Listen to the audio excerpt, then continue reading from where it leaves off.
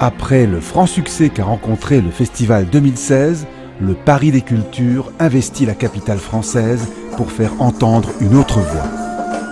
La 7e édition du Festival des musiques sacrées de Paris réunit à la fois ce qui est le fondement de cette manifestation, rassembler autour des musiques sacrées du livre, et en même temps ouvrir à d'autres formes d'art et d'expression pour rassembler le plus grand nombre. Les fondements de cette mission, ce sont le partage, la réflexion et l'ouverture. Cela se concrétise par des acteurs associatifs ou de la société civile qui, au quotidien, œuvrent pour transmettre ces valeurs. Malgré la difficulté que représente la mise en place d'un tel événement, il est primordial qu'il y ait un temps de réflexion, un temps où l'on se pose les bonnes questions et un temps où l'on regarde vers l'avenir avec les différents outils que sont la culture, l'éducation et le droit qui permettent à une société comme la nôtre de réunir le plus grand nombre pour respecter la devise française. Après ce temps de réflexion, nous avons voulu mettre en avant des actions et des acteurs qui peuvent, par leurs outils, qu'ils soient artistiques, culturels, sportifs, entrepreneurial, nous permettre à chacun de se réunir, de se rassembler autour de ces valeurs communes que peuvent transmettre la culture, le sport ou l'artistique.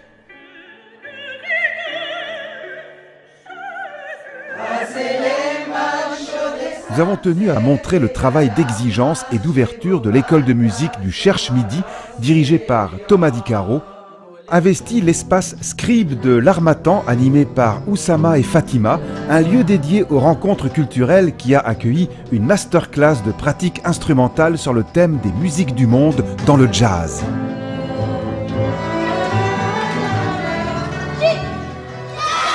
Avec la Fondation du sport français, la Fédération française de karaté et l'AIS, il y a eu la journée de karaté citoyen. À 45 degrés.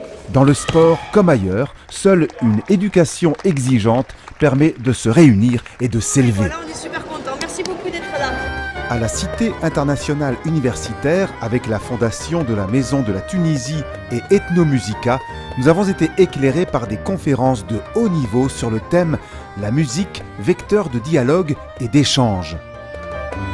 Un lieu de vie et de rencontre de son quartier qu'est la librairie Nicole Marouani. Rencontre et échange entre les calligraphies arabes et chinoises par Anissa Lalaoum et Chen Binkui. Avec l'association 1000 Visages et sa fondatrice, la réalisatrice Ouda Benyamina, nous avons voulu mettre en avant l'insertion professionnelle par les métiers du cinéma.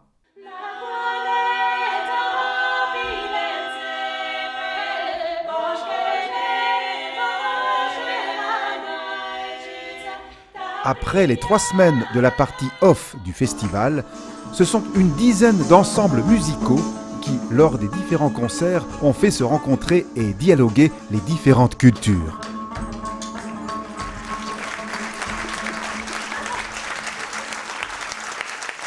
Enfin, à la salle Gaveau, une création pour notre festival aux couleurs jazz fusion avec l'ensemble Sil Sila dirigé par Clément Dutoit, avec les solistes Françoise Atlan, Samira Bramia et Patricia Atala.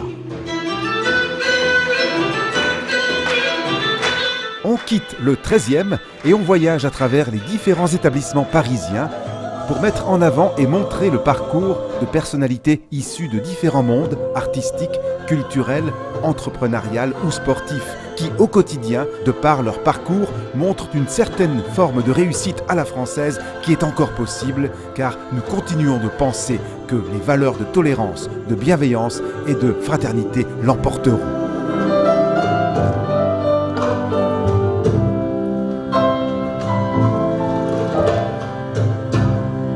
Pour ce qui me concerne, je crois que c'est la 5e édition et c'est un moment qui est attendu durant toute l'année. Voilà, et vraiment je suis ravie d'être présente parmi vous aujourd'hui. J'adore aller dans un spectacle où je ne sais pas à quoi m'attendre. Parce que quand on parle de musique sacrée, je me dis bon, on va être dans le classique, on va être dans quoi? Dans un jazz sacré. On est vraiment dans le sacré là, première vue, parce qu'on a un mélange des meilleures musiques du monde. C'est quelque chose de formidable. Et quand on voit la religion ensemble, Et ça fait vraiment, la musique, elle ouvre les frontières. Et c'est, j'espère, pour la paix pour tout le monde. Hein. L'année prochaine, on est là. La famille conquise. Il n'y a rien de plus beau. Rien de plus beau.